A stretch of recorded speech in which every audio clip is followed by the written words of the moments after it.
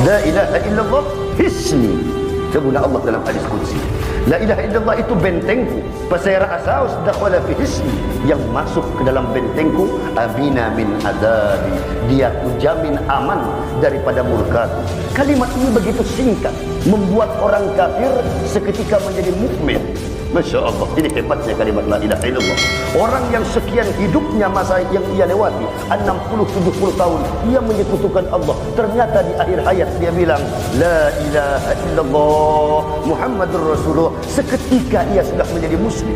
Orang yang dia masa hidupnya penuh dengan dosa, di akhir hayatnya mengucapkan la ilaha illallah, Allah lebur dia punya dosa.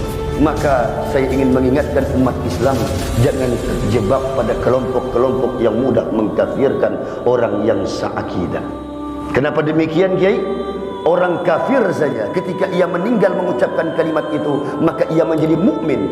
Bagaimana mungkin kita berani mengatakan kafir orang-orang yang setiap hari mengucapkan la ilaha illallah hanya karena dosa yang pernah ia perbuat? Hati-hatilah terhadap orang-orang yang senang mengkafir bid'ahkan saudaranya, karena ini akan membuat perpecahan di dalam barisan umat Islam itu sendiri. Maka kata Rasulullah, hendaklah engkau fastaqim ya Muhammad, teruslah di jalan yang lurus dan teruslah. Siapa standar persaudaraan bagi engkau? Saudaramu itu siapa? Sinten setulur kulo kali jenengan. Tretan kula bani sampean, standarnya gampang.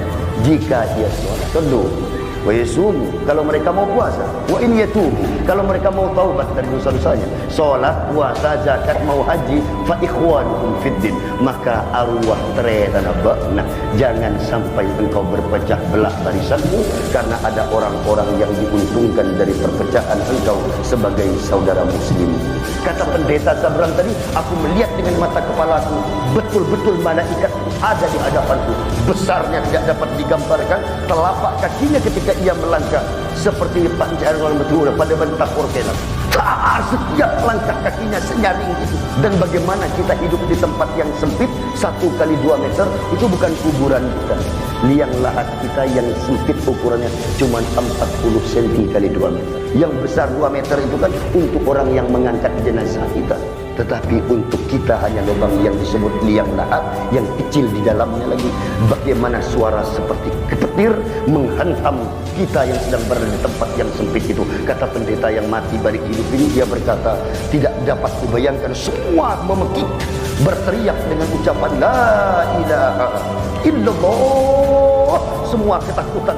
Wa antal an fi atbaqit taro baina asakiril mauta, ingatlah mayat, kau sekarang berada di dasar tanah yang paling dalam, dan di sekitar engkau bukanlah orang hidup lagi, tetapi asakiril mauta, itu orang yang sudah meninggal semuanya.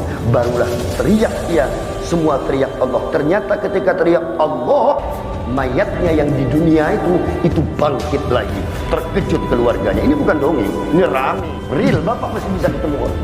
Allah, semuanya kejutnya, semuanya terkejut. Allah, tahu-tahu mayat itu bangun, dibuka lagi, ternyata dilihat mayat itu hidup lagi.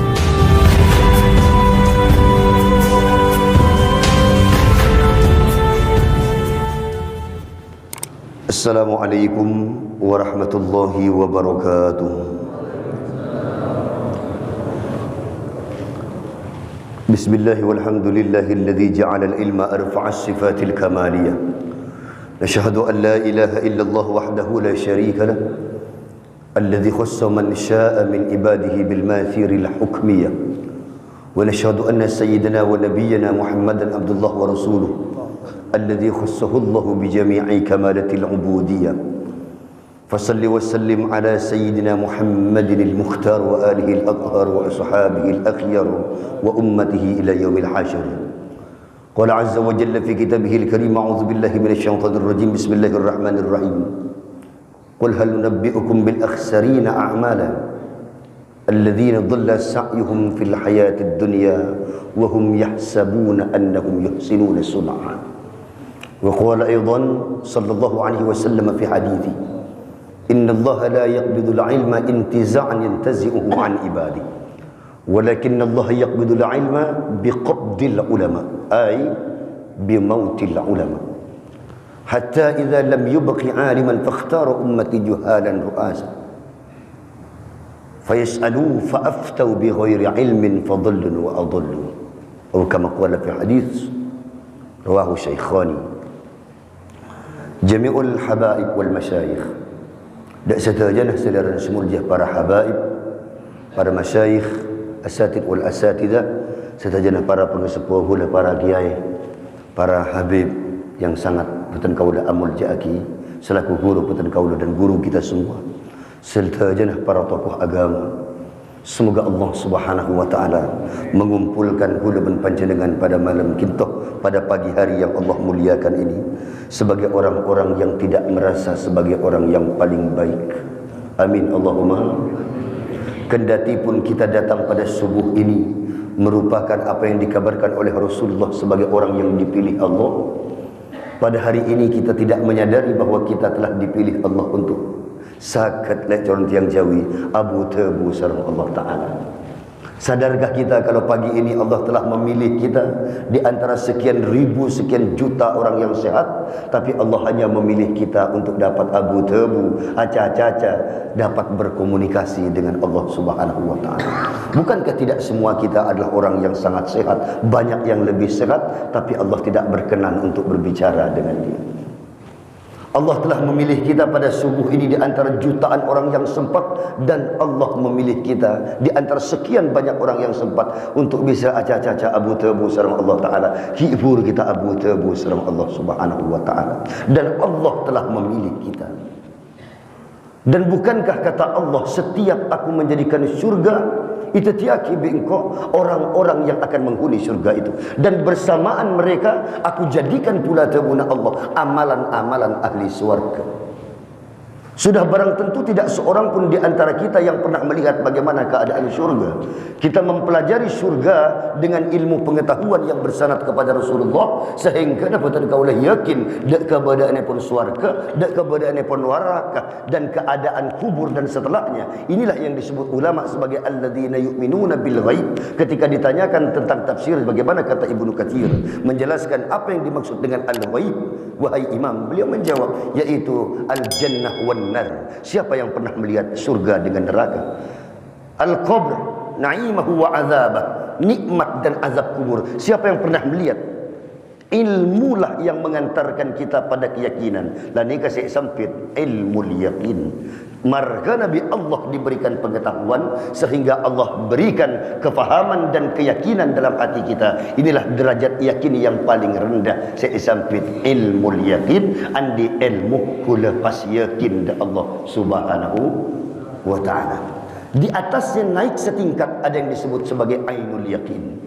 Di atasnya lagi ada yang disebut hakul yakin. Ketika manusia melihat dengan mata kepalanya apa yang Allah janjikan, ketika mereka tidak lagi dapat membantah bahawa napa saus yang telah Allah janjikan ternyata nyata, dan orang-orang seperti ini tentu belum di kelas-kelas kita, yaitu orang yang sudah pulang menghadap Allah. Kalau Allah beri kesempatan mereka hidup lagi, mereka sudah melihat dengan ainul yakin wa hakul yakin. Atau ada di antara kita para aulia yang Allah berikan kesempatan selagi hidup mereka sudah sampai kepada makom itu. Tentu itu orang-orang yang khasais, orang-orang yang memiliki keistimewaan. Mungkin benihu leben panjenengan termasuk itu. Tapi setidaknya tabuna Quran, kalla law ta'lamuna ilmal yakin, kau akan melihat, jangan terekah dengan aturanku kata Allah, kau akan lihat itu keadaan akhirat ilmal yakin, dengan ilmu pengetahuan. Nah sekarang kita sedang mengkaji ilmu, mak pola sareng ilmu kintoh kita dapat menambah keyakinan kita kepada Allah Subhanahu wa taala. La tarawunnal jahim, la tarawun, sungguh engkau akan melihat. Taro, nah melihat itu ainal yakin, itu makom yakin yang kedua. Thumma latarawunnaha ainal yaqin thumma latus'alunna yawma idzin 'anil na'im. Baru kita tidak dapat membantah, oh benarlah apa yang dijanjikan Muhammad Rasulullah, bahwa apa yang Allah janjikan itu benar keadaannya dan tidak dapat diingkari. Itulah yang disebut hakul yakin. Dan kita melihat berapa banyak orang yang diberi kesempatan hidup setelah kematiannya. Kan ada orang-orang yang Allah pilih, diakui atau tidak. Saya beberapa kali bertemu ketika bersafar dakwah, yaitu itu selama menjadi binroh di beberapa perusahaan, baik itu milik Jepang, baik itu milik aneka tambang, baik itu milik BUMN, berkeliling di beberapa pulau di Nusantara provinsi, saya beberapa kali mendapati orang meninggal dunia dan diberi Allah kesempatan hidup, mereka akan berkata, sungguh kami melihat apa yang dijanjikan Allah lewat Sayyiduna Muhammad sallallahu alaihi wasallam itu bukanlah dongeng dan hayalan Muhammad, sungguh aku melihat dengan mata kepalaku. Maka saya sering menyampaikan, mungkin di masjid ini pernah saya sampaikan, ada seorang pendeta yang bernama Sabran, tapi saya tak akan nukil lagi. Ini pendeta mati masuk Islam dan diberi kesempatan hidup oleh Allah setelah 6 hari kematiannya. Digali dia punya kubur, ternyata ia berkata apa? Demi Allah, malaikat Zabaniyah, malaikat mungkar nakir yang datang, yang dibacakan talqin, kita yang baca talqin saja. Saya kalau yang tidak baca talqin, ya tidak apa-apa. Ini kan option, ini our choice, ini pilihan kita masing-masing. Tidaklah merupakan rukun dalam beragama. Kalau dia mau baca talqin ki, semonggo oleh corong tiang Jawi, lek mboten purun ki mboten nopo-nopo kersane kula jenengan. Kesokan kula ben sampean, silakan memilih. Saya bahas bukan hukum talqinnya, tapi yang saya bahas adalah yang membaca talqin itu kalau dibacakan kan kalimatnya begini. Ya Abdullah ibni Abdillah, ini di atas kubur, di bawah mayitnya, dalam tanah. Udhkur ahdalladzi kharajta min darid dunya ila daril akhirah. Ingatlah janjimu hai mayat, ketika engkau dulu dikeluarkan Allah dari alam dunia menuju akhirat. Wa hiya la ilaha illallah ala dzalika huyita. Bukankah dengan la ilaha illallah ini dulu engkau dihidupkan Allah? Semua makhluk ini kalimat sama, la ilaha. Ada dalilnya kiai yang menguatkan tentang itu, ya.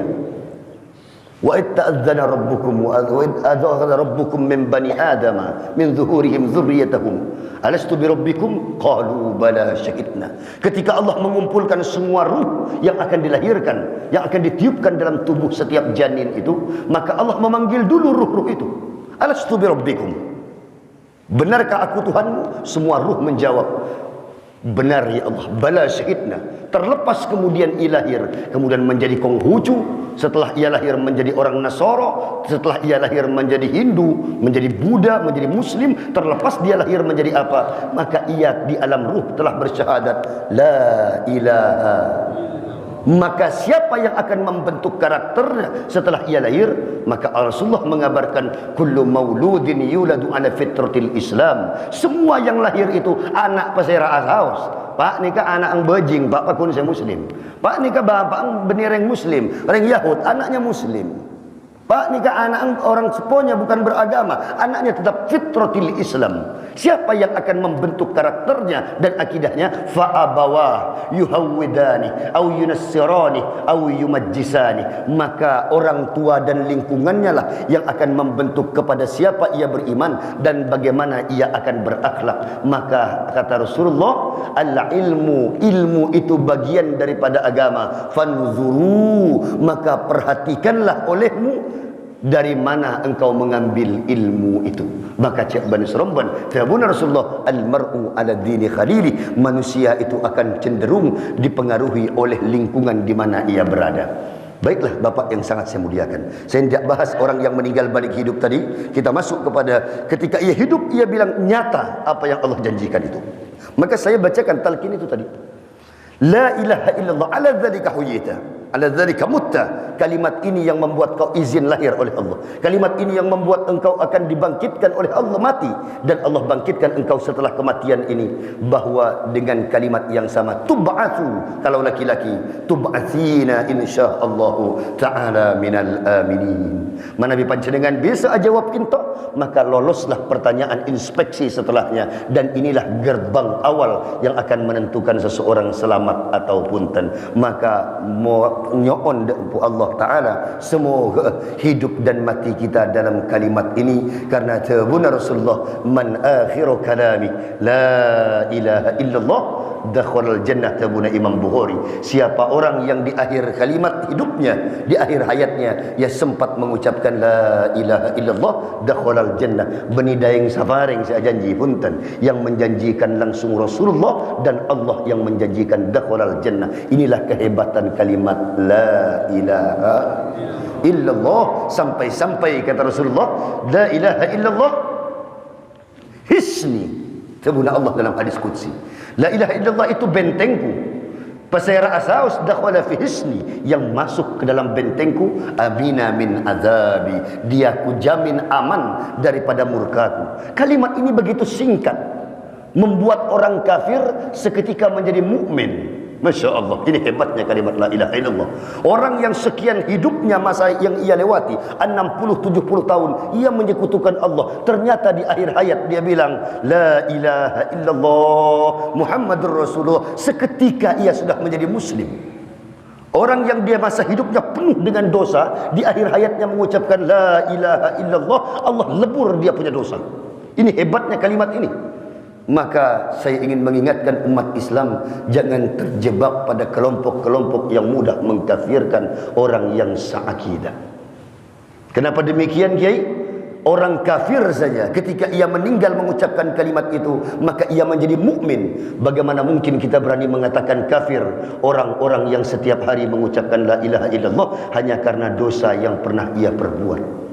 Bukankah dosa tidak menyebabkan orang jatuh pada kekafiran kecuali dalam kelompok atau fase-fase tertentu, dan itu kita bahas dalam kesempatan fikih, mungkin lebih ideal untuk membahas itu. Tetapi ini karena kajian umum maka tidak mungkin mendetail mengkajinya. Saya hanya menggarisbawahi bahwa hati-hatilah terhadap orang-orang yang senang mengkafir bid'ahkan saudaranya, karena ini akan membuat perpecahan di dalam barisan umat Islam itu sendiri. Maka kata Rasulullah, hendaklah engkau fastaqim ya Muhammad, teruslah di jalan yang lurus, dan teruslah siapa standar persaudaraan bagi engkau. Saudaramu itu siapa? Sinten setulur kulo kalian jenengan. Tretan kula bani sampean, standarnya gampang.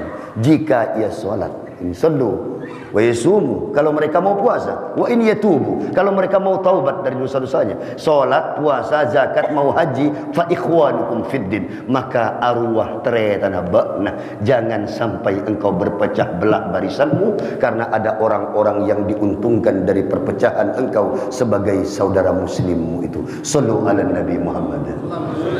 Baiklah Bapak sareng Ibu, saya tidak bahas. Kita baca tadi kalimat in ja'akal malakani. Kita akan lewat fase ini. Masuk dia dalam kubur, maka tukang talqin, ya ini yang baca talqin, lagi-lagi saya kuatkan. Datang sebentar lagi dua malaikat kepada engkau. Fala yufzi'ak wa la yurhibak. Jangan terkejut, jangan takut, fa innahu makhluqun min khalqillah. Kata pendeta Sabran tadi, aku melihat dengan mata kepalaku, betul-betul malaikat itu ada di hadapanku. Besarnya tidak dapat digambarkan. Telapak kakinya ketika ia melangkah seperti pancaran betul pada bentapur kelap. Setiap langkah kakinya senyaring itu. Dan bagaimana kita hidup di tempat yang sempit 1 kali 2 meter, itu bukan kuburan kita. Liang lahat kita yang sempit ukurannya cuma 40 cm kali 2 meter. Yang besar 2 meter itu kan untuk orang yang mengangkat jenazah kita. Tetapi untuk kita hanya lubang yang disebut liang lahat, yang kecil di dalamnya lagi. Bagaimana suara seperti kepetir menghantam kita yang sedang berada di tempat yang sempit itu. Kata pendeta yang mati balik hidup ini, dia berkata, tidak dapat kubayangkan, semua memekik, berteriak dengan ucapan la ilaha illallah, semua ketakutan. Wa antal an fi atbaqis thara baina asakiril mauta. Ingatlah mayat, kau sekarang berada di dasar tanah yang paling dalam, dan di sekitar engkau bukanlah orang hidup lagi, tetapi asakiril mauta, itu orang yang sudah meninggal semuanya. Barulah teriak ia, semua teriak Allah. Ternyata ketika teriak Allah, mayatnya yang di dunia itu bangkit lagi. Terkejut keluarganya. Ini bukan dongeng, ini rame. Real, Bapak masih bisa ketemu orangnya. Allah, semuanya ngecitnya, semuanya terkercet. Allah, tahu-tahu mayat itu bangun, dibuka lagi, ternyata dilihat mayat itu hidup lagi. Opo lama anu ya, pola keng salah keng tepegai kopura kirwa. Kan maklum kita kan mungkin jarang ketemu orang beda agama, karena kita hidup di pulau yang mayoritas muslim, hampir semuanya muslim. Kalau boleh punten, saya tiap hari duduknya dengan orang-orang non muslim, kanca kula nggih Cina, kanca kula nggih Daya, orang Katolik, Protestan, Hindu, Buddha, ya kan. Mereka punya keyakinan, kita punya keyakinan, ngobrolnya bareng. Mereka mun seto ndak langsung dikuburkan. Ya kan, 5 hari 6 hari dibalsam dulu, diawetkan. Setelah diawetkan 5-6 hari baru mereka dikuburkan. Kalau matur kan punten, jam 6 maghrib atingkal umur, kalau 10 malam tak ada dah.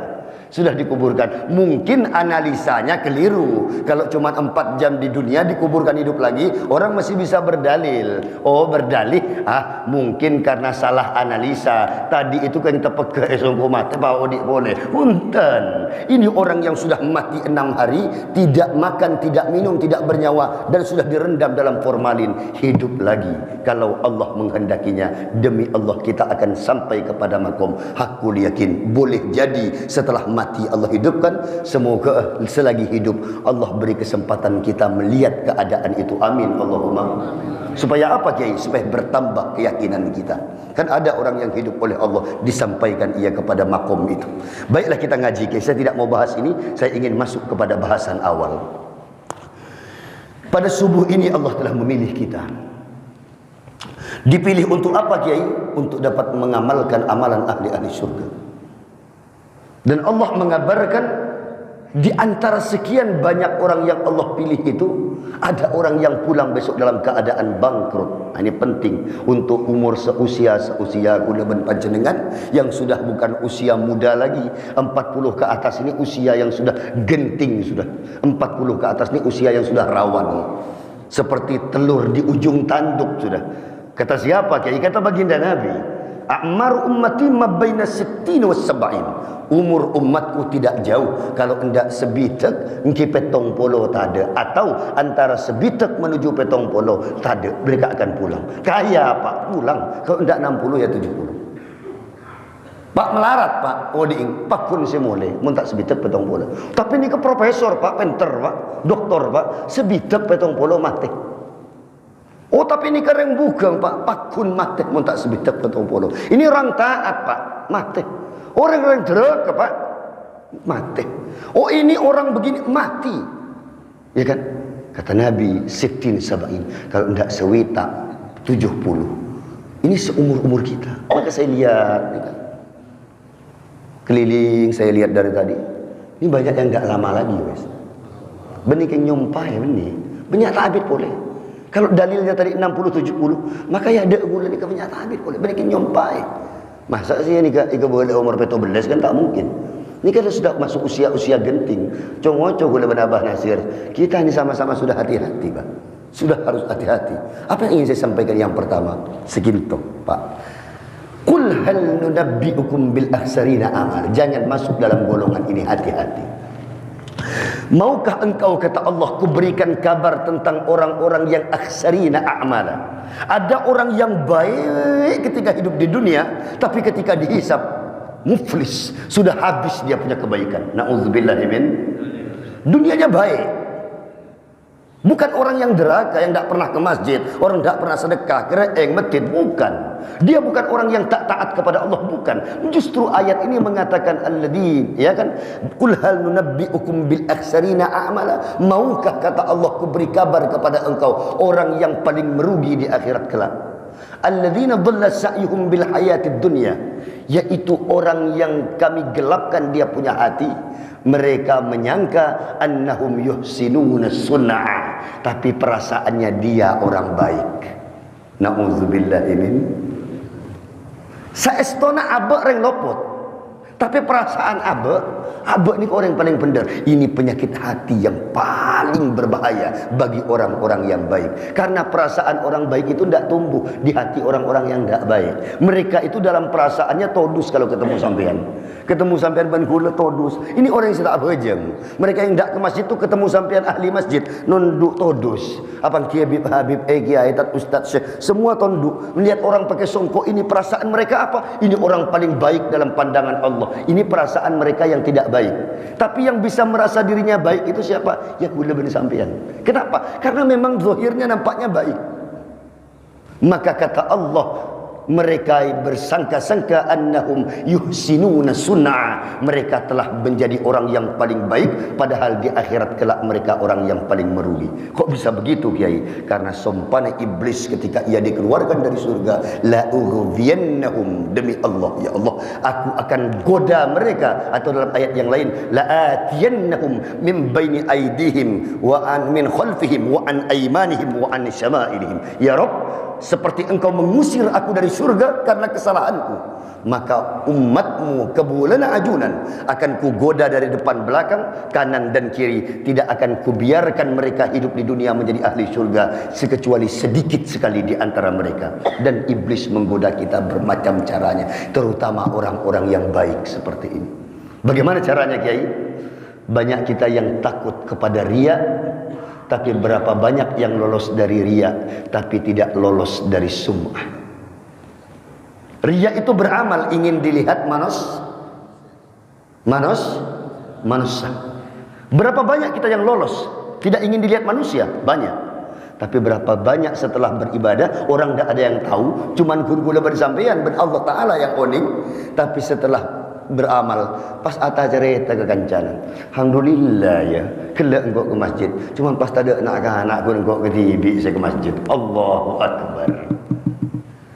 Waktu beramal tidak ada motivasi riya, tapi setelah beramal mulai acareta, maka dia bilang, cuma engkau sebenarnya masjid, mari sekampung riya. Ini memperdengarkan amal kita pada orang.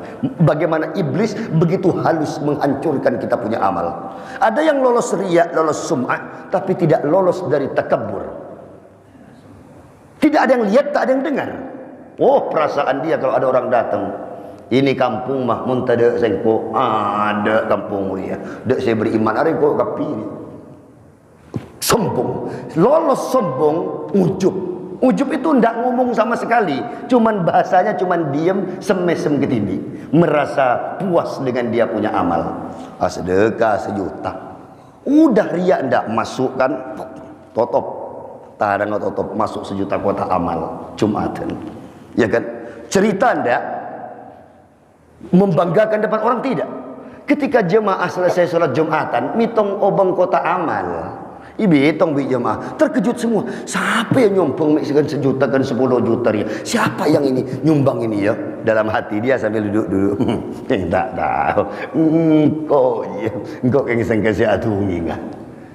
Bayangkan ini, ada orang semenep ini barang bengala sedekah ngak rubenyang, ya kan? Kok dalam hatinya dia senyum sendiri, tidak tahu dia kok ini tak atungi sekali penyakit ujub itu, tidak berbahasa sama sekali, tapi dalam hati dia ada kok dia tak siapa boleh muncul bisa ngak dia. Itu bagaimana tahapan iblis menghancurkan kita punya amalan. Sekarang kuda bertanya, kira-kira yakinkah kita sudah lolos dari 4 penyakit ini? Karena 4 penyakit ini akan terus menggerogoti kita punya amalan. Maka untuk itu minta kepada Allah, ya Rabb, semoga Allah melindungi kita dari amal-amal yang diniatkan untuk selain Allah. Amin Allahumma. Maka kita pernah mendengar dalam beberapa nasyid di karangan para habaib, orang-orang soleh, hal laka sirrun indallah bainaka anta wa bainallah, hal laka sadaqatun takhafa la ya'lamuha illallah, hal laka sirrun indallah. Apakah kau punya rahasia dengan Allah? Apakah kau punya rahasia dengan Allah? Bainaka anta wa bainallah, antara engkau dengan Allah saja, antara hanya engkau dengan Allah saja, tak ada si lain sehingga oni. Halaka sadaqatun takhafa, adakah di antara masa hidupmu yang kau gunakan bersedekah yang kau sembunyikan? La ya'lamuha illallah, yang hanya Allah yang kau ingin tahu dari perbuatan itu. Adakah di antara kita yang seperti itu? Ini pertanyaan orang-orang sufi yang mendalami ilmu sufistik, yang sudah menuju hanya Allah dalam hidupnya. Maka karena apa mereka meniti jalan ini? Karena mereka sadar ridhon nas ghayatun la tudrak, atau dalam penjelasan lain la tudrik, kata Imam Syafi'i, ridho manusia adalah asa yang tidak mungkin engkau pernah menggapainya. Sementara ridho Allah adalah ghayatun la tatruk, yaitu ridho Allah adalah asa yang tak boleh engkau tinggalkan. Maka orang yang cerdas bagaimana? Fatruk ma la tudrak, tinggalkan apa yang kau tak mungkin capai. dan jangan pernah meninggalkan apa yang harusnya engkau capai. Apa itu Kiai? Karena kita mengharap manusia tidak akan pernah dapat keriduannya. Ada pepatah orang tua dahulu, hilang kemarau setahun hanya karena hujan sehari. Ini pepatah pengesepuh Gidimin. Hilang kebaikan kita 10 tahun hanya sampean ketika salah satu kali saja kita punya teman, dia langsung hilang kebaikan kita dalam ingatan dia. Ini karakteristik manusia. Kenapa Kiai? Ini untuk mengajarkan kita betapa ikhlas itu penting. Karena Allah berkali-kali mengabarkan berapa banyak amalan yang secara kalkulasi, secara kuantitas amal itu tidak mampu dihitung banyaknya. Tetapi di akhirat kelak Allah lempar kebaikan itu di hadapan kita dan membuat semua orang tercengang. Kita ngeri Pak, baca kitab Hikam, kitab Ihya Ulumuddin, iya kan, karangan Ibnu Athaillah Sekandari, Hikam. Ngeri kita membaca kitab Ad-Tazkirahnya Imam Qurtubi, ya kan, Ibnu Qayyim Al-Jauziyah. Ngeri kita membayangkan bagaimana ketika Allah menyidang semua orang, Allah buka dia punya hati, maka setiap amalnya ditakar daripada hatinya.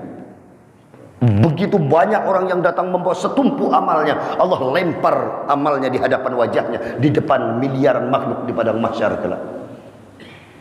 Bagaimana kita membayangkan? Semua kita akan datang, dan kata hadis yang dikabarkan Rasulullah yang mungkin kita hafal penggalannya, yaitu innama a'malu binniyat. Ini kan potongan hadis saja. Nah, sambungannya wa innama likulli imri'in ma nawa. Faman kanat hijratuhu ila Allah wa rasulih, fa hijratuhu ila Allah wa rasulih. Wa man kanat hijratuhu ila dunya yusibuha. Wa man ka'awil aw imra'atin yankihuha fa innama likulli man hajara ma ila ma hajara ilai. Setiap engkau akan mendapatkan apa yang engkau minta dalam setiap ibadah engkau. Jadi kaya bukan parameter orang diterima ibadahnya. Oh Kiai, ni kau bodoh orang taat, magi hul alhamdulillah taat sebarang soki pengiran. Tengah teh, jangan-jangan sokimu itu, kekayaan panjenengan itu cara Allah untuk nelasakan metade mekemet semua kebaikan sampean di akhirat kelak. Jadi jangan menjadikan parameter kaya, parameter sukses dunia naik pangkat, iparing itunya berlalu selamat, bukan. Jangan-jangan Allah beri kita dunia dalam taat kita, Allah membayar hati kita karena niat kita beribadah, awirit karena terosoki. Kan banyak yang pergi ke Telangok yang terosoki. Enter ke Syekh Yusuf. Ya Syekh Yusuf itu kalau di Makassar kita bilang itu namanya Syekh Yusuf Makassar, ya kan? Karena mayat beliau, meninggalnya beliau tidak di satu tempat. Saya membaca beberapa artikel dan manuskrip sejarah dunia, bahkan di Madagaskar, di Afrika, beliau juga meninggal di sana. Dan keyakinan orang-orang Bugis kita, orang di Makassar, di Bone, bahwa dekat Pangeran Diponegoro ada makamnya Syekh Yusuf, ada makamnya yaitu Malim Boso Daeng Matawang, yaitu Sultan Hasanuddin atau yang dijuluki ayam jantan dari timur. Itu kan ada di sana. Dan ternyata di sini Italanguh juga ada. Dan jangan-jangan kita datang kepada makam keramat terosohiyah. Allah kasih soki, tapi di akhirat tak ada lah. Cek tamen boleh. Apa kata Allah? Dulu kan kau wirid pengen karena pengen kaya. Sudah ku kasih kan kau kaya di dunia. Apa boleh saya pentak akhirat? Apa yang mau kita bawa? Dulu engkau kan rajin ibadah sopu karena engkau bikin dibilang bahwa engkau orang yang selamat dari karakter orang munafik, ya kan? Jadi orang mengira kau orang soleh karena mampu subuh berjamaah. Niatmu biar orang tidak menuduh engkau nifak, karena ada hadis yang mengatakan solat subuh itu menjamin orang-orang dari sifat nifak, orang munafik. Maka engkau niat supaya dibilang orang alim. Bukankah dulu manusia sudah bilang dipanggil engkau alim, allamah, kiai, ustaz, semulja, ipalengki ke ada pada si asrama. Kan sudah kukasihkan makom itu di dunia, apalagi yang mau kau minta di akhirat? Kenapa? Kalau besok Allah ngomong begitu di hadapan kita. Bukankah waktu hidup di dunia engkau punya tendensi ketika beramal, ya kan? Waktu berangkat haji, munggah haji, mempolong orang sekampung, se-RT, se-RW, se-desa, sekampung, selurah, seperlu sekabupaten. Lai temu cak deki mun boleh, saya enggak dah. Cak pakai tuan kok selamat boleh. Tangnya mau beni selamat boleh, mun boleh deki ci selamat. Berapa banyak yang berangkat karena niatnya itu. Kan sudah kukasih, kata Allah. Kau pulang sudah dipanggil orang Pak Haji. Ndak enek wes. Gak ono sing manggil kamu dengan namamu. Kan sudah kukasih. Apa yang menjadi niat engkau? Kita akan dikabarkan ayat tadi. Aksarina a'mala. Mereka akan pulang. Mereka menyangka sudah banyak mereka punya amal. Padahal amal mereka tidak ada yang Allah catat satupun. Maka apa pesan Umar bin Khattab? Jangan pernah merasa paling baik dan orang baik sekalipun setiap hari kehidupan kita dalam kebaikan.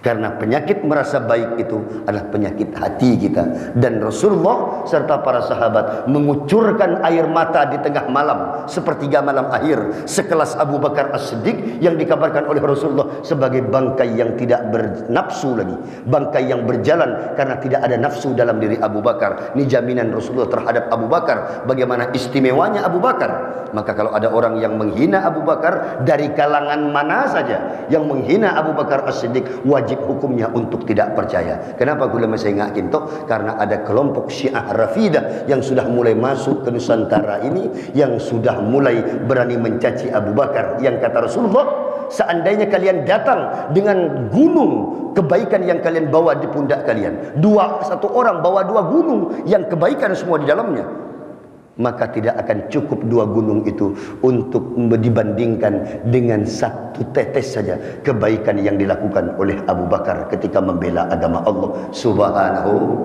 wa ta'ala. Ada lagi kelompok yang coba mengkafirkan putri beliau Aisyah. Ya kan? Wah, ini perempuan tidak benar, seorang pelacur dan sebagainya. Hati-hati dengan kelompok ini. Walaupun dia sama pakai imamah seperti ini. Konsekuensinya kenapa, Kiai? Ketika Aisyah dikafirkan, maka sahihnya Imam Bukhari Muslim itu batal. Bapak bayangkan, ini bukan main-main. Aksesnya ketika ia mengatakan Aisyah itu sebagai kafir, maka dampaknya kitab Sahihain Asy-Syaikhaini Imam Bukhari Muslim itu akan menjadi batal. Ribuan hadis akan dibuang. Kenapa, Kiai? Karena isi hadisnya banyak an Aisyah ummul mukminin, dari Aisyah ummul mukminin, dari Aisyah ummul mukminin. Hadis ini dari Aisyah. Kenapa beliau banyak meriwayatkan hadis? Karena tiap harinya kumpul dengan Nabi Muhammad sallallahu alaihi. Maka beliau paling banyak meriwayatkan hadis dari sanad beliau. Kenapa? Kalau Imam Anas bin Malik, anak angkat Nabi, sejak umur 10 tahun beliau kumpul dengan Nabi. Katakanlah beliau banyak meriwayatkan hadis. Iya, di luar kamar dia kumpul dengan Nabi. Kalau masuk pangking dia tidak bisa bersama Nabi. Tapi Aisyah dia tidur bersama Nabi. Maka setiap kali ada orang yang mencoba menghina Aisyah, Aisyah berkata, demi Allah, aku adalah keluarganya Jibril. Jibril tidak malu mendatangiku ketika aku sedang bergurau bersama Nabi. Jibril masuk langsung ke dalam kamarku. Sallu ala Nabi Muhammad. Aisyah mengabarkan keistimewaannya. Janganlah kalian mengolok-olokku. Demi Allah, aku keluarga Jibril. Sampai-sampai ketika aku sedang ngobrol bersama Nabi, sedang bercengkrama suami istri ngobrol, datang Jibril tanpa malu, tanpa berpamitan, langsung masuk kepada kamarku dan menyampaikan wahyu. Kenapa? Karena menurut Jibril aku bagian daripada keluarganya. Ceknya peleaki sengkok. Tubuna Aisyah. Sallu ala Nabi Muhammad. Maka hati-hati dengan kelompok yang mengkafirkan beliau. Kalau sampai hangus kitab Imam Bukhari Muslim karena kita mengatakan ia kafir, perempuan tidak benar, maka kitab itu sebagai rujukan hukum fikih, usul fikih akan dibumi hanguskan. Kenapa? Karena kita telah mengkafirkan sumber daripada pembawa jalur hadis itu, yaitu sanadnya Aisyah ummul mukminin radhiyallahu anha. Saya tidak mau bahas ini. Saya ingin masuk kepada tadi. Kiai, berapa banyak orang yang amalnya hangus tetapi mereka tidak menyadarinya. Maka kula matorok kepada kita semua, maka mohon kepada Allah banyak-banyak. Kata Ibnu Umar bin Khattab mengatakan bagaimana trik konsep agar kita tidak terjebak pada penyakit yang menghanguskan amalan tadi. Maka kata Umar, la tahtaqirin nas fa inna likulli syai'in maziyah. Jangan pernah menyepelekan orang lain. Likulli syai'in maziyah. Tiap orang itu punya keutamaan. Jangan pernah menyepelekan orang. Sampai kata Imam Bukhari Muslim, besok ada orang yang kaget masuk surga. Sampai kalau baca hadisnya, sampai akan senyum. Mesem ya. Beda hadis, orang selama hidupnya tak pernah berbuat kebaikan. Ketika di akhir ke masa hidupnya, dia pernah melakukan satu amal kebaikan yang membuat Allah ridho kepadanya. Ketika masuk surga, ditanyai, kata Allah, akan membuat kaget ia ketika masuk surga. Ya Allah tanya. Biasanya kan Allah yang tanya, kenapa kau ingin masuk surga duluan? Orang haji ditanya, ya Allah, ini orang haji nanti antrian mau ke depan ini, ya kan? Ini gaji haji saja nih kan, ya kan? Haji umroh yang mabruroh, ya kan? Atau masykuroh. Ini mau antrian depan ditanya oleh Allah. Kenapa? Limadza turid an tadkhulal jannata awalan? Apa alasanmu kau ingin masuk surga dulu? Kata mereka Ridwan, ya kan? Ana hajjin mabrur ya Allah. Kami punya haji mabrur, laisal jaza illal jannah. Tidak ada balasan kecuali surga. Terus masuk kada ditanya oleh malaikat. Kata Rasulullah, siapa? Dari mana kau dapat ilmu bahwa naik haji itu akan masuk surga dulu? Dari kiai saya. Oh, jangan masuk dulu kamu. Sehari kelu kiai ni kaki. Si mulai kaki tentang itu. Nanti orang dermawan masuk lagi mau duluan, yang dermawan, ya kan? Mau antri paling depan karena panasnya matahari yang konon kabarnya sejengkal di atas kepala manusia. La zilla illa zillu. Tidak ada naungan yang dapat menutupi kepala kita dari sengatan matahari. Orang soki si dermawan ditanggapi. Ya Allah, kami mau masuk surga. Dan Tuhan tanya, apa alasanmu masuk surga? Saya orang dermawan, masjid itu saya yang bangun, panti asuhan itu saya yang biayai, itu sana itu saya yang menghidupi. Fakir miskin dapat rezeki tiap bulan dari saya. Itu cukup untuk masuk surga duluan. Apa kata malaikat? Dari mana kamu tahu kalau orang-orang yang mengamalkan itu masuk surga? Dari para habaib, dari para kiai yang soleh. Mereka bercerita tentang itu. Apa kata Tuhan? Cari dulu kamu punya guru, suruh masuk dulu. Kakek norok bunte ibu dina. Selalu ada Nabi Muhammad. Maka ini pentingnya adab di atas ilmu. Maka ini saya pesan Bapak Ibu yang sangat saya muliakan, kita masuk kepada tadi. Ketika dimasukkan surga, Allah yang tanya. Ini sebalik, yang nanya malah yang masuk surga. Ya Allah, kenapa aku kok masuk surga? Ini kata Imam Bukhari bercerita hadis ini. Ya Allah, aku lebih bisa masuk surga ya Allah. Apa? Apa kata Allah? Pernahkah engkau ingat semasa hidupmu kau pernah punya satu kebaikan? Ketika engkau melintas di jalan raya, kau lihat ada sebuah duri dan kau singkirkan duri itu dan engkau berkata, ya Allah, mun sampai duri dia kena ke sokona orang, ku tak pahlokah? Ya Allah, kau singkirkan itu karena neser kepada orang yang ada di belakangmu. Dengan itulah irhamu man fil ardi yarhamukum man fis sama. Karena engkau punya sifat belas asih kepada orang sesama engkau di muka bumi, maka Allah jadi neser ke bekna. Hanya satu amalan itu, itulah yang membuat aku pas neser de bekna kebuna Allah Ta'ala. Bayangkan satu kebaikan mengantarkan maka ke surga. La tahtaqirin nas. Maka penyakit tadi kata Rasulullah, bagaimana untuk menjadi orang yang tawadu? Perasaan kita ialah bertemu siapapun orang itu lebih baik daripada kita. Tengaleh Syekhona Holil Bangkalan, macam mana dia punya akhlak. Kiai Asy'ad Samsul Arifin Situbondo ketika mendirikan MUI, Buya Hamka, ya kan, mendirikan Majelis Ulama Indonesia, ditanya oleh Kiai Asy'ad Samsul Arifin, Buya, ketika duduk sama-sama, ini mau dibuat Majelis Ulama Indonesia, ya kan? Walaupun stempelnya sekarang sudah mulai bingung, stempel siapa yang mau dipakai? Udah kita pakai stempel lama Majelis Ulama Indonesia, norok stempel macam itu, ya kan? Itu ulama kita yang masih sikot di jalan Allah Subhanahu wa Ta'ala. Wahai Buya, ini Muhammadiyah, satunya tokoh Nahdlatul Ulama. Kata Kiai Asy'ad Samsul Arifin, ini majelis ulama untuk siapa? Kiai, sesuai dengan namanya, majelis atau majelasnya ulama, berarti yang duduk di dalamnya ulama.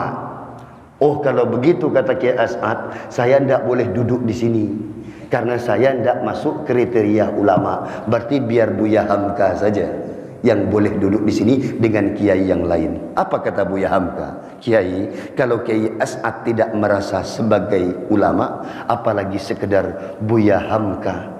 Padahal ini pengarang-pengarang kitab-kitab tafsir Buya Hamka, ya kan? Kalaulah Kiai Asy'ad tidak merasa ulama, maka siapalah Buya Hamka di hadapan Allah? Maka saya pun akan mundur dari majelis ulama. Kiai, tempat ini tempatnya orang yang akan menjaga agama Allah Subhanahu wa Ta'ala. Semoga Allah menjaga para ulama kita. Amin Allahumma. Amin Allahumma. Ini karakter yang dicontohkan ulama-ulama kita, para habaib kita, orang-orang yang soleh. Bagaimana mereka menunduk padahal dadanya penuh sesak dengan ilmu. Bagaimana mereka menundukkan mata padahal kepalanya berat dengan ilmu pengetahuan. Bagaimana mereka menahan mulutnya, cangkemnya tidak berbicara, padahal sebalang suntuk ia tidak tertidur, melainkan duduk di atas sajadahnya. Ia tidak pernah bercerita kepada sesiapapun. Kenapa? Karena ia ingin hanya Allah yang mengetahuinya. Apakah begitu, Kiai? Ya. Mungkin dalam benak kita yang hanya mampu sholat subuh, perasaan kita sudah baik. Bapak tidak pernah melihat bagaimana ulama sialong polong berulama hari-harinya, ya kan? Hula polong berguru-guru mulia kita. Kalau sudah jam 2 malam, sudah duduk sampai pagi di atas sajadah. Kalau sholat, saya membaca kitabnya Imam Tirmidzi, Asy-Syama'il Muhammadiyah, yang mungkin Bapak pernah mendapat rekomendasi dari Habib Munzir bin Fuad al-Musawa. Bagaimana kisah hidup Rasulullah. Rasulullah kalau sudah Allahu Akbar, beliau berdiri, kata Aisyah Ummul Mukminin, seakan-akan ia berdiri dan tidak akan ruku untuk selama-lamanya, dan mati dalam keadaan berdiri. Kenapa? Saking lamanya Nabi Muhammad mula kadung macam. Kalau kita berdiri baru 5 menit asana, aduh ya 5 menit. Mungkin 5 menit untuk 4 rakaat kita. Nabi 1 rakaatnya, kata Aisyah, kukira ia akan meninggal dalam berdirinya. Mula kadung Allahu Akbar. Maka kusangka dia tidak akan i'tidal, saking lamanya dia punya ruku, kata Aisyah. Ketika berdiri apa yang dibaca? Ia membaca Al-Baqarah. Rakaat kedua ia membaca Ali Imran. Bayangkan surat itu begitu panjang. Nanti rakaat ketiga ia berdiri lagi, ia berdiri membaca suratul Yasin. Rakaat keempat ia baca suratul Sajadah. Rakaat 5 ia baca Al-Waqiah. Rakaat 6 ia baca Al-Mulk. Ia baca surat-surat panjang yang istimewa itu dilakukan sepanjang malam. Dan ketika ia berdiri jam 2 malam sampai menjelang subuh, ia baru berangkat ke masjid. Dan itu dilakukan sepanjang tula hayati. Tidak pernah ia tinggalkan. Tapi Nabi tetap merasa dia belum pantas untuk ke syurga. Ya Rasulullah, kata Aisyah, mengapa engkau beribadah sampai sebegitu? Bukankah engkau sudah ahli syurga? Apa jawaban Nabi? Afala tuhibbu an akuna abdan syakura. Tidak sukakah engkau kalau aku menjadi hamba yang pandai berterima kasih pada Allah? Ini fitnatun nubuwah, fatonatun Nabi, kecerdasan kenabian. Bagaimana sudah begitu alim, begitu bagus, tapi perasaan ia adalah orang yang belum bagus. Dan lucu ketika kita yang belum apa-apa sudah merasa diri kita ini siapa. Begitu loh, ini lucu. Maka ulama besar yang pertama, Allahu Akbar, Bismillahirrahmanirrahim. Sampai kan hafal Yasin. Kenapa tidak baca Yasin itu waktu tidak ada orang? Kalau kita salat jemaah kan tidak boleh baca Yasin begitu sampai selesai. Kenapa? Karena Umar pernah ditegur oleh Nabi. Salat asar panjang sekali. Tiba-tiba selesai, jemaah ngeluh semua, pulang. Rasulullah mendengar, ada apa kok ramai sahabat? Tebuna kan kata sahabat, Umar ya Rasul, salat asarnya cek lanceng cek abit. Kata Rasulullah, ya Umar ta'al, kemari Umar, kamu tadi apa? Salat asar panjang sekali ya? Iya. Ya Rasul, tiba-tiba perasaanku, aku takut nanti ini salat terakhirku, maka aku tidak mau selesai dari salatku. Tak salah, perasaanku ini salat terakhirku, maka aku panjangkan salatku. Tapi tak sadar dia jadi imam. Kata Nabi, jangan Umar, idza amma ahadukum falyukhaffif. Kalau kau jadi imam, ringankanlah solatmu. Kapan solat panjangnya kalau begitu? Entar malam waktu tidak ada orang, dek gagah, tidak ada orang, kata orang ugi yang melihat kita baru Allahu Akbar. Inilah rahasia kita dengan Allah. Yasin, Bapak kan hafal Yasin. Thank you. Yang surat paling panjang yang kita hafal apa? Yasin itu kan. Yasin itu ya baca. Rakaat pertama Yasin. Apa lagi yang Bapak hafal? Sajadah, apa lagi? Sajadahnya dibaca. Rakaat 3, 4 baca Al-Waqiah. Kalau tidak itu, ya, kalau tidak hafal Al-Waqiah sekali ayat selesai, baca bagi 2. Al-Muluk bagi 2. Dibaca saat di hadapan Allah, ibadah kita lebih baik daripada saat di hadapan manusia. Inilah yang akan mengangkat derajat kita di hadapan Allah Subhanahu wa taala. Amin. Allahumma. Allahu Akbar. Allahu Akbar. Ini kalau sudah begini Bapak rasakan, 10 menit saja Bapak begini, Allahu Akbar nikmatnya. Ketika tersungkur sujud 5 atau 10 menit saja sekali sujud itu, ya Allah, benarlah kata ilmuwan Barat dan Jepang bahwa ternyata tidak ada gerakan yang paling baik yang diajarkan dalam semua agama ataupun sistem kesehatan kecuali gerakan ruku dan sujud dalam solat yang diajarkan oleh Muhammad kepada umatnya. Sallu ala Nabi Muhammad. Baiklah, saya tidak akan panjang lebar. Saya akan masuk kepada kesimpulan dari apa yang ingin saya kaji pada pagi ini. Apa yang pertama, Kiai? Yang pertama, kula matorok kepada kita semua, karena kita akan pulang menghadap Allah Ta'ala. Ya tore, sango terbaik tore, sama-sama kita bekali. Ya toh, sama-sama kita bekali. Kenapa, Kiai? Karena kita tidak pernah tahu, kata Rasulullah, jangan pernah mengentengkan kebaikan sekecil apapun, karena engkau tidak pernah tahu amal mana yang membuat Allah menjadi ridho dan sayang kepada engkau. Upayakan beramal semata-mata lillah, sehingga walaupun kecil semoga akan dibesarkan Allah di hari kiamat. Amin. Kemudian kesimpulan yang kedua, kula mesengak kepada kita semua bahwa kita jangan pernah bangga, jangan pernah takjub kepada kebesaran selain Allah Ta'ala dan syariatnya.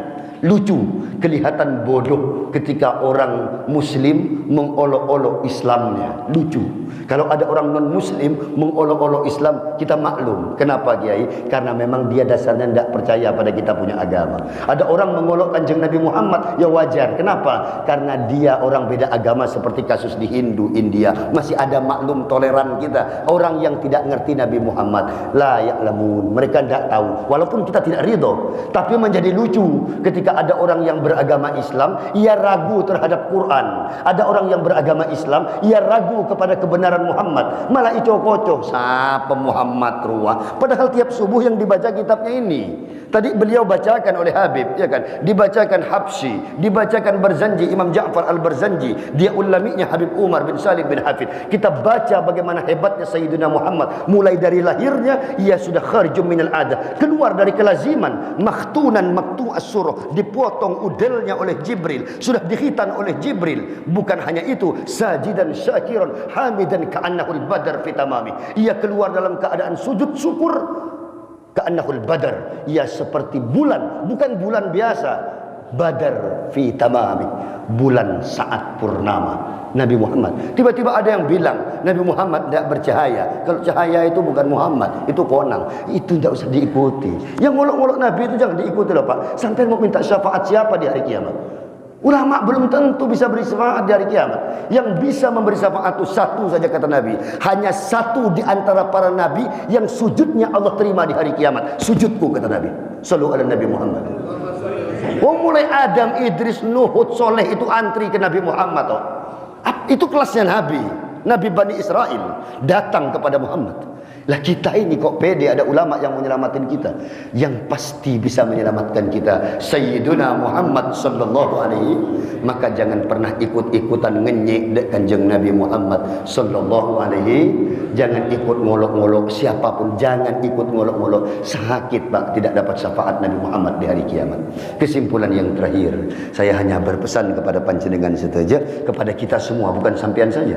Saya hanya berpesan dalam kesimpulan yang terakhir, sesungguhnya keilmuan itu semuanya bersumber dari Quran dan hadis. Bahwa Bapak semakin mengkaji Quran, Bapak akan semakin sadar tidak ada apa-apanya barat itu. Semakin Bapak mengkaji Al-Quran dan hadis, semakin Bapak sadar betapa indahnya syariat yang dibawa Rasulullah dan tidak tertukar dengan apapun. Bahwa Bapak akan melihat bagaimana seorang profesor daripada American Association of Clinical Anatomists, ahli anatomi tubuh dan ahli fisik daripada Amerika. Apa kata Dr. Kate Elmore? Beliau berkata, tidak ada kitab suci seperti Al-Quran. Itu kitab suci. Ini bukan saya yang bilang, orang non-Muslim masuk Islam. Kenapa, Kiai? Kata Profesor Kate Elmore, bahwa Quran membahas ilmu di abad 20 dan 21, dibahas Quran di abad 1400 abad tahun yang lalu. Orang baru ditemukan di abad ini bercerita tentang alam rahim. Quran sudah bercerita 1400 tahun yang lalu. Yakhluqukum min butuni ummahatikum khalqan ba'da khalqin min ba'di zulumatin salas. Allah menciptakan engkau, kata Quran, dari satu bentuk ke bentuk yang lain, min ba'di zulumatin salas, setelah melewati 3 fase kegelapan dalam fase itu. Maka kata Profesor Kirkmore, sedangkan teleskop dan mikroskop mikron baru ditemukan di abad 20 pertengahan. Bagaimana Muhammad bisa tahu kalau dalam rahim itu ada 3 kegelapan? Ternyata ilmu modern membuktikan 3 kegelapan itu kegelapan perut, kegelapan rahim, dan kegelapan selaput di dalam rahim. Kata Profesor Kate Elmore, tidak bisa tidak, Quran ini bukanlah buatan Muhammad, melainkan wahyu dari Allah Subhanahu. Apa kata Profesor Maurice Bucaille? Saya ingin bercerita tentang ratusan ilmuwan barat yang tersungkur sujud karena hebatnya Al-Quran. Tapi waktunya sudah terlanjur siang. Mudah-mudahan di lain kesempatan. Ya, saya hanya berpesan kepada kita, jangan ikut cekrok norok orang yang berkata, Quran itu tidak relevan dengan zaman, tidak ada relevansinya Al-Quran dengan Indonesia. Jangan begitu. Lah yang memerdekakan Indonesia itu ya ayo. Kenapa kita kok jadi orang yang ingkar terhadap sejarah bangsa kita? Siapa Syekhona Khalil yang punya murid? Ya, Syekhona Khalil punya murid Kiai Hasyim Asy'ari, punya murid Kiai yaitu pendiri Muhammadiyah Ahmad Dahlan. Dia punya murid semua ulama Nusantara, Kiai Wahab Hasbullah. Semua merujuk pada beliau. Mereka ini pejuang pendiri bangsa yang dengan pekikan takbir Allahu Akbar, Bung Tomo meledakkan tank Belanda di Surabaya. Dengan takbir Allahu Akbar, negara ini merdeka. Tiba-tiba ada orang teriak Allahu Akbar, dikatakan radikal. Cerok norok sampean. Nanti Allah tanya, kau bilang orang yang teriak Allahu Akbar itu radikal. Itu namaku yang mereka sebut. Kenapa kau? Jangan ikut-ikut. Saya pesan. Jangan ikut-ikut orang yang sedikit-sedikit kafir bid'ah. Jangan ikut kelompok yang sedikit-sedikit. Oh ini lambang ini, tidak usah. La ilaha illallah dakhalal jannah. Itu lambangnya kalimat rayatun nabi. Jangan pernah menyepelekan kalimat itu. Miftahul jannah la ilaha illallah. Jangan sepelekan itu. Dan saya kira hanya ini yang dapat saya sampaikan. Yang benar daripada Allah, yang salah saya mohon maaf yang sebesar-besarnya. Tetima Nabi Sikinto Kiai, bagaimana cara kita beragama dalam konteks kita sebagai warga negara. Saya hanya berpesan, cukup yakini agama Allah itu, berikhtiar ittaqullah mastata'tum, sekuat tenaga kita. Karena tenaga kita beda-beda, maka takwa kita beda-beda juga caranya. Takwanya orang yang kaya bukan dengan banyak bayang tahajud, ya toh. Takwanya orang si suki, pebanyak asde, itu kayak takwanya orang suki. Takwanya orang punya ilmu, banyak ngajar, banyak nulis, banyak ceramah. Takwanya orang punya ilmu. Takwanya orang awam, ya kan, usaha dengan yang halal. Atani cek nakal, atakang cek ngurangi tempengan. Itu takwa kelas kita, ya kan. Takwanya abid dengan banyak beribadah. Maka karena kelas kita, klaster kita beda-beda, maka cara takwa kita juga beda-beda. Tapi intinya mastata'tum, sekuat tenaga kita. Kita akui syariat Allah benar. Kita harus tunduk. Perkara sebagai manusia kita salah. Inilah kita manusia nyoon pangaporah de Allah subhanahu. Jangan ikut-ikut. Oh jilbab tak wajib, kawin lintas agama boleh, ya kan. Oh bahwa orang-orang yang ingkar kepada Allah itu sama masuk surga, yang penting dia baik. Oh jangan ikut-ikut macam itu sampean. Nanti Allah akan tanya hujah sampean di hari kiamat. Siapa yang bilang dalil orang kawin beda agama itu boleh? Allah tanya sampai di hari kiamat. Mau jawab apa? Makin ki bengal tu ngaca-caca kita mati. Nanti kalau sudah di depan malaikat mungkar nakir malik, tak bisa jawab kita. Siapa yang bilang membuka aurat itu boleh perempuan, tidak wajib pakai jilbab? Allah tanya di akhirat nanti. Mau jawab apa? Siapa yang bilang LGBT itu boleh? Allah tanya nanti. Padahal hadis yang mengatakan la'anallahu mutasyabbihati minar rijali wan nisa wal mutasyabbihina minan nisa bir rijal. Saya tak bahas ini panjang-panjang. Saya ingin sekali lagi hati-hati jangan menyepelekan agama Allah. Ala hadhihi niyyah, ala kulli niyatin salihah. Wa ridha'illahu bi syafaati Rasulillah bi niyatil qabul barakatil abil batul sallallahu alaihi wasallam. Jud lana kull sul al-Fatihah. A'udzu billahi minasyaitonir rajim. Ar-Rahmanir Rahim maliki yaumiddin. Salli wa sallim ala sayyidina Muhammad wa ala ali sayyidina. Lakal hamdu syukra wa lakal mannu fadla ya Allah. Ya Allah. Allahumma inna nas'aluka ilman nafi'ah wa amalan salihah wa amalan mutaqabbala. Allahumma rabbana inna na'udzubika min qalbin la yasma' wa min ilmin la yanfa' min nafsin la tashba' min du'ain la yasma'. Allahumma rabbana aslih lana dhurriyyatana wa talamidana wahdihim wahdina ila sabilir rasyad. Allahumma rabbana ansur ummata Muhammad wandur ummata Muhammad wajbur ummata Muhammad wastur ummata Muhammad warham ummata Muhammad waslih ummata sayyidina Muhammad. Ya Allah, Allahumma arhamna wal muslimin, a'izzal islam wal mu'minin, ahlikil kafarata wal musyrikin a'da'aka a'da'ad-din wa a'li kalimatika ila yaumiddin. Allahumma rabbana faqihna wa faqih ahlana wa faqih auladana, rabbana 'allimna wa 'allim ahlana wa 'allim auladana, rabbana jamilna bil afiyah was salamah wa haqiqna bit taqwa wal istiqamah wa khtimna bi husnil khatimah wa khtimna bi husnil khatimah wa khtimna bi husnil khatimah. Sallallahu ala Muhammad wa alihi wa sahbihi wa baraka wa sallam walhamdulillahi rabbil alamin. Sallu ala nabi Muhammad. Kita akhiri bersama-sama yang benar dari Allah. Bila salah saya mohon maaf yang besar sebesar-besarnya. Wallahu a'lam bissawab. Subhanakallah bihamdik, syahadu an la ilaha illa ant, astaghfiruka wa atubu ilaik. Kita tutup bersama-sama. La ilaha illallah. Tahu sama-sama la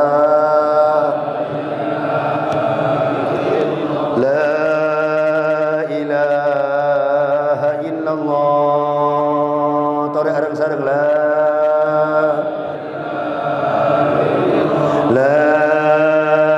ilaha illallah. Tahu la